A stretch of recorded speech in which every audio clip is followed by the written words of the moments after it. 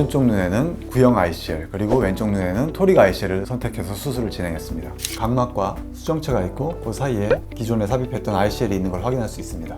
ICL을 제거한 뒤에 촬영한 사진입니다. 이 사이에 있던 ICL은 보이지 않고 있죠. 재수술 이후에 찍은 사진입니다. 수정체 앞에 ICL이 있는 걸 확인할 수 있습니다. 새로운 도수의 ICL을 삽입한 다음에 굴절 이상이 완벽하게 해결된 상태로 환자분은 출국을 하셨습니다. 저는 이제 병명 찾고 영국으로 돌아갑니다. 안녕하십니까? 삼성미라클 안과 김진철 원장입니다. 오늘은 렌즈 삽입술을 받으신 분들의 차트 리뷰를 해보도록 하겠습니다.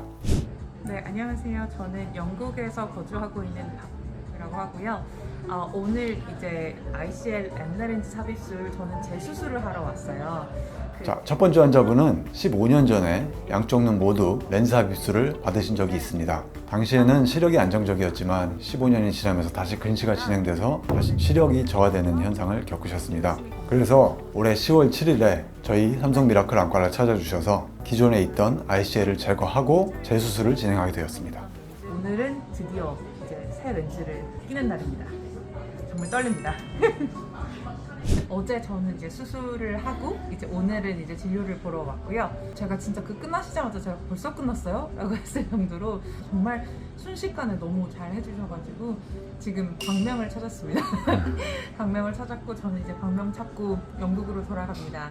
이분의 차트 리뷰를 보니 첫 내원 당시에 본원에서 시행한 검사의 굴절 값은 오른쪽에 구면으로 마이너스 1.5디옵터 그리고 난시 0.5디옵터가 있었습니다. 그리고 왼쪽 눈에는 구면 마이너스 2.25디옵터와 난시가 마이너스 0.2디옵터 사축에 있는 걸로 확인되었습니다. 기존 수술 후에 시간이 흐르면서 근시가 약간 퇴행된 상태였죠. 그래서 내원 당일에 기존 ICL을 제거하고 새로운 치료 계획을 세웠습니다. ICL을 제거한 다음에 8일이 지나서 2024년 10월 15일에 재검사를 통해 확인된 굴절값은 오른쪽 눈에 구면 마이너스 11디옵터, 그 다음에 난시가 0.5디옵터, 그리고 왼쪽 눈에는 근시가 마이너스 10.25디옵터, 그 다음에 난시가 0.75디옵터 사축으로 기록되었습니다. 이렇게 눈의 난시 상태가 확실해졌고 굴절 이상을 해결하기 위해서 오른쪽 눈에는 구형 ICL 그리고 왼쪽 눈에는 토릭 ICL을 선택해서 수술을 진행했습니다. 자, 수술하기 전에 찍은 촬영 사진입니다. 각막과 수정체가 있고 그 사이에 기존에 삽입했던 ICL이 있는 걸 확인할 수 있습니다. ICL을 제거한 뒤에 촬영한 사진입니다. 각막과 수정체는 있는데 이 사이에 있던 ICL은 보이지 않고 있죠. 재수술 이후에 찍은 사진입니다. 역시 각막과 수정체가 있고 수정체 앞에 ICL이 있는 걸 확인할 수 있습니다. 새로운 도수의 ICL을 삽입한 다음에 굴절 이상이 완벽하게 해결된 상태로 환자분은 출국을 하셨습니다. 저는 이제 병명 찾고 영국으로 돌아갑니다. 두 번째 환자분은 보통 말하는 초고도 근시를 훨씬 상회하는 초고도 근시와 그 다음에 중등도의 난시를 가진 환자분으로 레이저 수술은 절대 불가능하고요. 렌즈 삽입술로도 완전한 근시 교정이 어려운 분이었습니다. 수술 전 굴절 값을 보면 오른쪽 눈에서 구면 근시 값이 마이너스 20디옵터를 넘고 난시가 거기에 추가로 2.5디옵터가 또 있고 왼쪽 눈도 구면 근시 값이 20디옵터이고 난시가 여기에 추가로 또 2디옵터가 더 있는 상태로 측정되었습니다. 이렇게 높은 근시 값을 가진 이유는 이 환자분의 눈 길이가 33mm가 넘습니다. 보통 사람들의 평균이 23.6mm 정도이기 때문에 그보다 거의 10mm가 더 높은 훨씬 긴 눈입니다.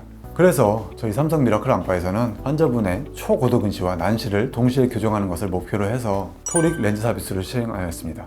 이 환자분은 아주 근시 도수가 높았기 때문에 수술 후에 잔여 근시가 남을 수가 있는데 이 경우에 추가적인 시력 교정 수술을 통해 잔여 굴절 이상을 완전히 교정해 드릴 예정이라고 설명을 해드렸습니다. 이분은 수술 전에 안경을 써도 시력 교정이 잘 안 되는 분이었는데 수술 후에 경도 근시만 남아있는 상태에서 안경 교정을 했을 경우에 거의 1.0에 가까운 시력을 교정 시력을 얻을 수 있었습니다. 그래서 어느 정도 경도 근시가 안정화된 다음에 추가로 스마일 수술을 해드리든지 아니면 환자분이 옛날보다 훨씬 낮은 도수의 가벼운 두께의 안경을 쓰는 것에 불만이 없으시다면 그냥 나머지는 안경을 쓰는 방향으로 하든지 환자분과 상의 후에 결정해드릴 예정입니다.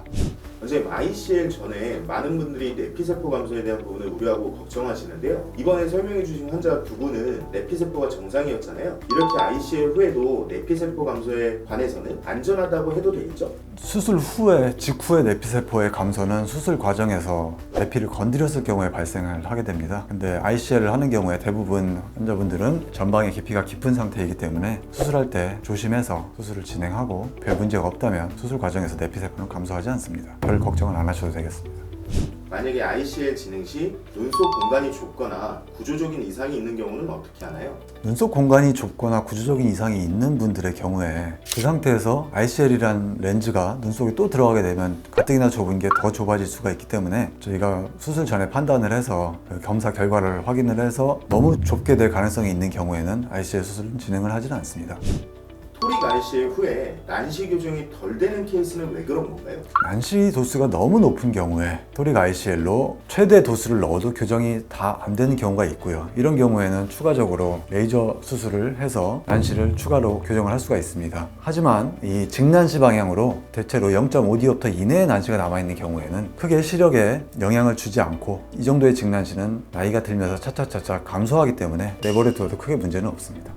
지금까지 토릭 ICL 실제 환자분들의 스토리와 차트 리뷰를 들려드렸습니다. ICL 렌즈 삽입술과 관련해서 환자분들이 많이 문의 주시는 내용들에 대해서도 답변을 드렸습니다. 이외에 추가적인 문의사항이 있으시다면 아래 댓글로 남겨주세요. 제가 직접 답변해 드리겠습니다. 감사합니다.